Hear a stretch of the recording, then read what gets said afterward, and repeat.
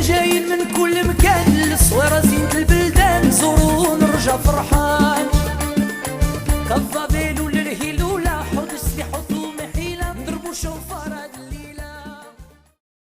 Shalom Bacha, que Akash vous protège, vous donne la santé et la joie. Ce cours de Torah que je vais faire maintenant, il sera à la mémoire de notre ami Gabi Mikhlov Mizrahi Alav Shalom, qui était un ami de mon père, un grand ami de mon père, et il était un grand ami de la famille Pinto.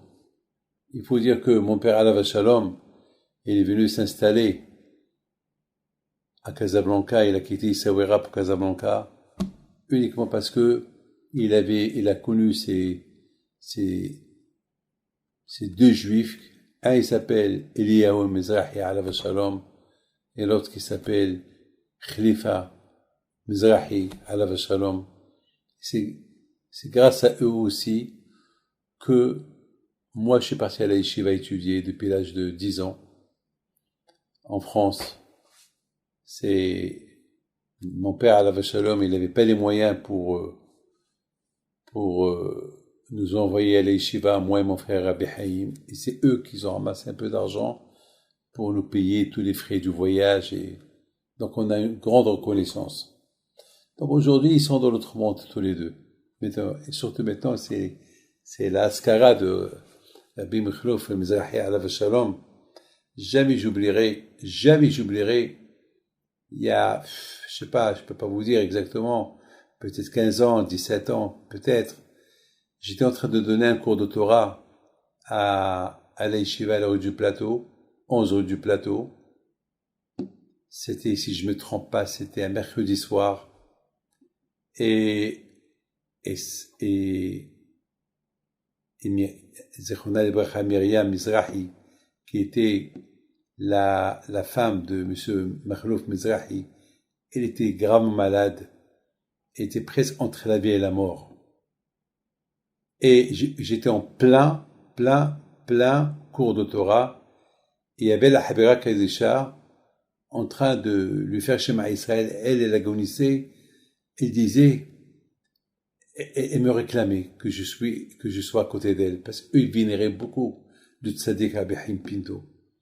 Donc, une fois que j'ai terminé le cours, on m'a annoncé, j'ai oublié de vous dire que chaque fois qu'on venait chez moi, on m'envoyait des petits papiers.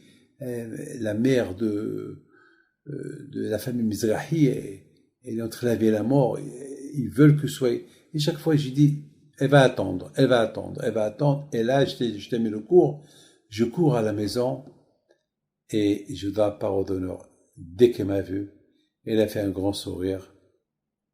Et là, elle est partie. Vous voyez que c'est l'aïmouna qu'ils avaient, cette famille Mizrahi, dans les tzadikim, de la famille de Rabbi Haïm Pinto Alav Shalom. Donc, ce soir, cette semaine, c'est la askara de Rabbi Mikhlov Mizrahi. Combien on lui doit. Il doit être aujourd'hui dans notre monde avec les tzadikim. Je peux dire que tout ce que j'ai aujourd'hui, les institutions de Torah, il a investi en moi lorsque j'avais 10 ans. Il a investi en mon frère Rabbi Haïm lorsqu'il avait 2 ans et demi. Donc, il est aujourd'hui en train de Baruch Hashem. Aujourd'hui, tous ses enfants, ils sont dans la Torah. Son investissement était super bien parce qu'aujourd'hui, il récolte des fruits là-haut. Mes amis, dans la paracha de cette semaine, c'est la paracha de Kitabo.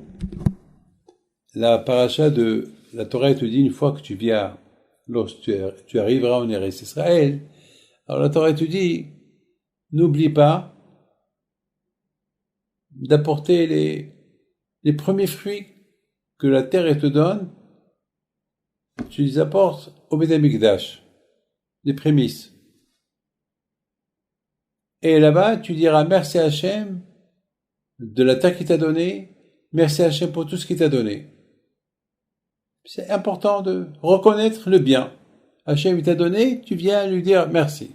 Alors je me suis posé une question. Est-ce que je peux pas dire merci de chez moi, de la maison? Est-ce qu'il faut, imaginez-vous que j'habite à Eilat, ou j'habite à Haïfa, ou à Tzfat, ou à Dimona, je sais pas moi, 200, 300 kilomètres, hein, pour dire, pour apporter un petit plateau.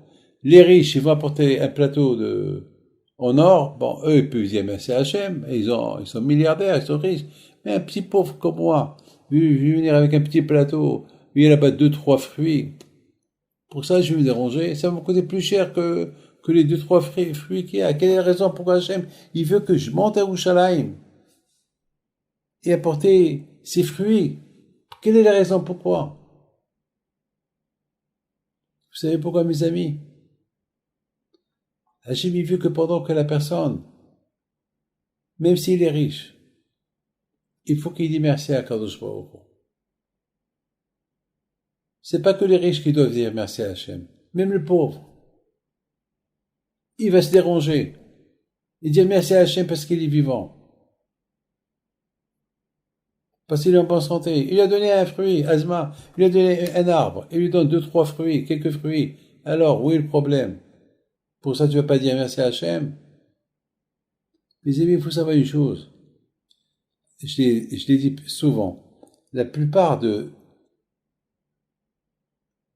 tous les livres que j'ai écrits, et toute ma Torah, je l'ai écrit dans les avions. Je l'ai écrit dans les avions. Parce que j'avais pas le temps. Et je voyageais beaucoup. Et je recevais les gens beaucoup. Et je donnais des cours de Torah. Donc, j'avais pas le temps pour écrire. Mais dans les avions, j'avais le temps. Imaginez-vous, les 12 heures d'avion, les 12 heures de vol, et 3 heures de vol, 17 heures de vol. Quoi, je vais voir la télévision. Qu'est-ce que je vais faire? Je vais faire quoi? Ben, j'écris, j'étudie la Torah. Et je pense, je réfléchis. Mes amis, c'est très important pour Hachem que le juif, il doit être connecté à lui le matin, l'après-midi, le soir. Lorsqu'il va dormir, lorsqu'il se réveille. Et lorsqu'il voyage.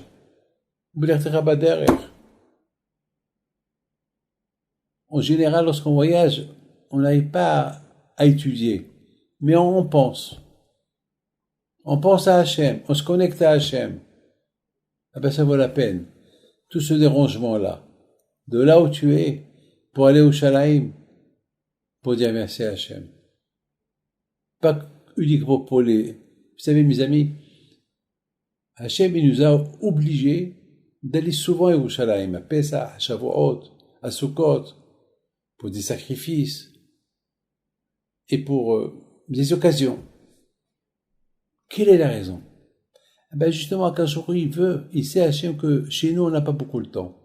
Il faut qu'on sorte chez nous pour aller chez lui. On est invité chez lui. Hachem, il a fait des calculs spectaculaires pour nous inviter. Il nous invite chez lui.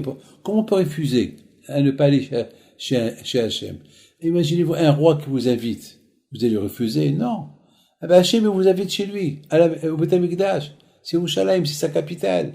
Le Beth Amikdash, c'est sa maison. Il nous invite chez lui, alors on va chez lui. On va chez Shavuot, à Pesach, à Sukkot, dans des occasions. Et on va lui dire merci. On fait des sacrifices de Pesach, à Pesach, à Yerushalayim. On ne peut pas le faire ailleurs qu'à Yerushalayim. Lorsqu'on avait Baruch Hashem, le Ma'asek Shini, parce que lorsqu'on faisait la récolte, il y a un Ma'aser que tu fais, après il y a le deuxième Ma'aser c'est pour toi. Tu le prends à Yerushalayim, tu le manges à Yerushalayim. Vous imaginez tout ça? Et tout ça pourquoi? Pour dire merci à Hachem.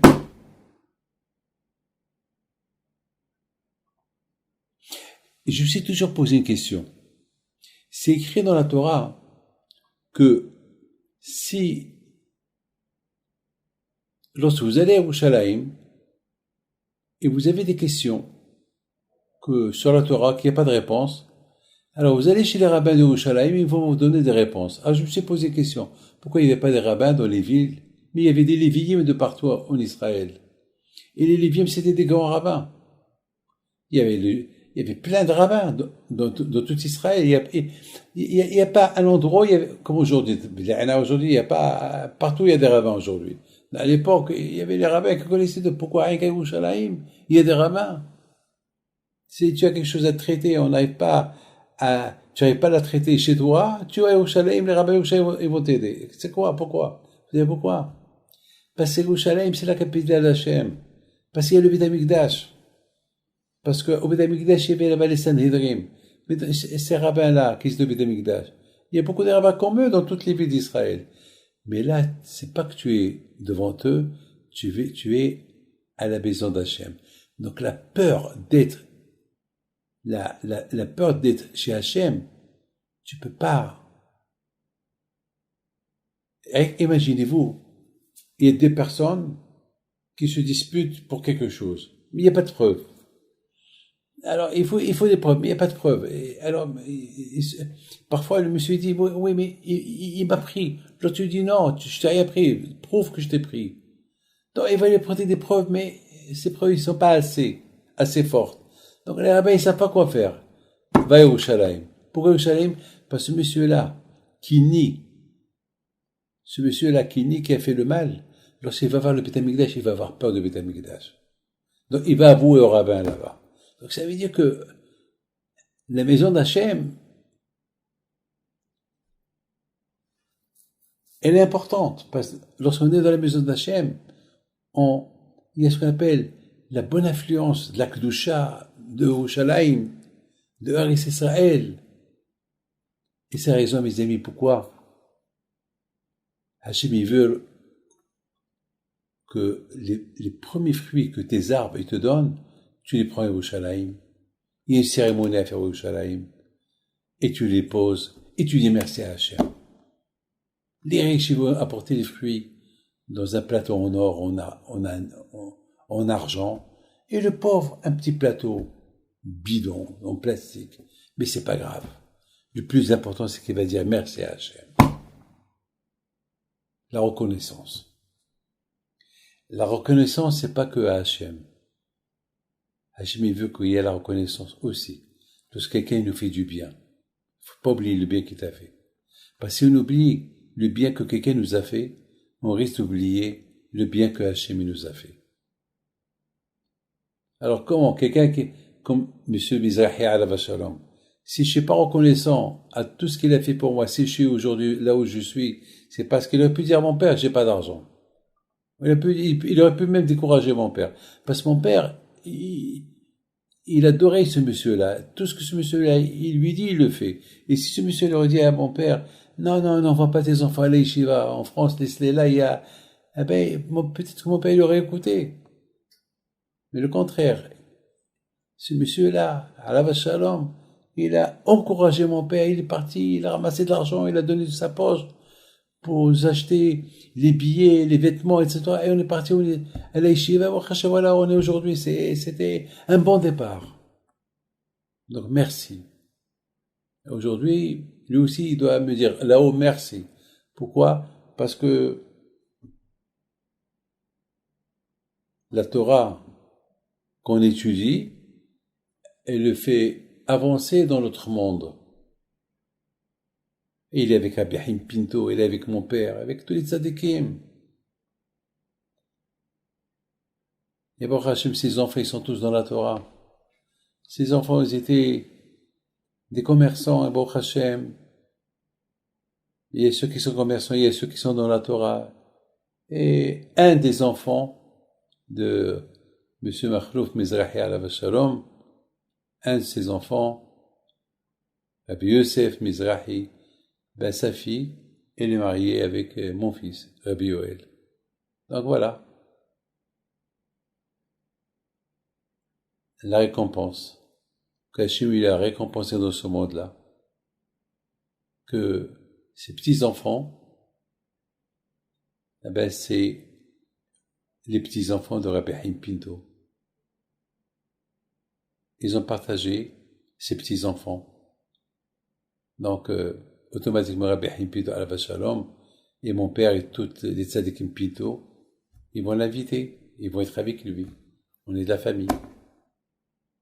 Et même si on n'était pas de la famille, avec le fait qu'ils m'ont aidé pour étudier la Torah, on devient de la famille. Et on s'associe dans la Torah.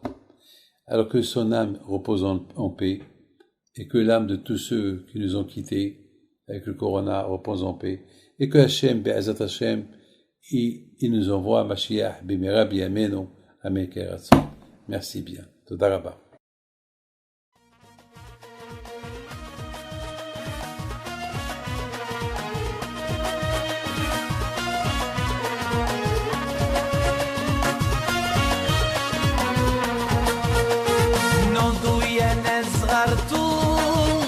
على ربيع حيم بنتو وقف لنا زي خو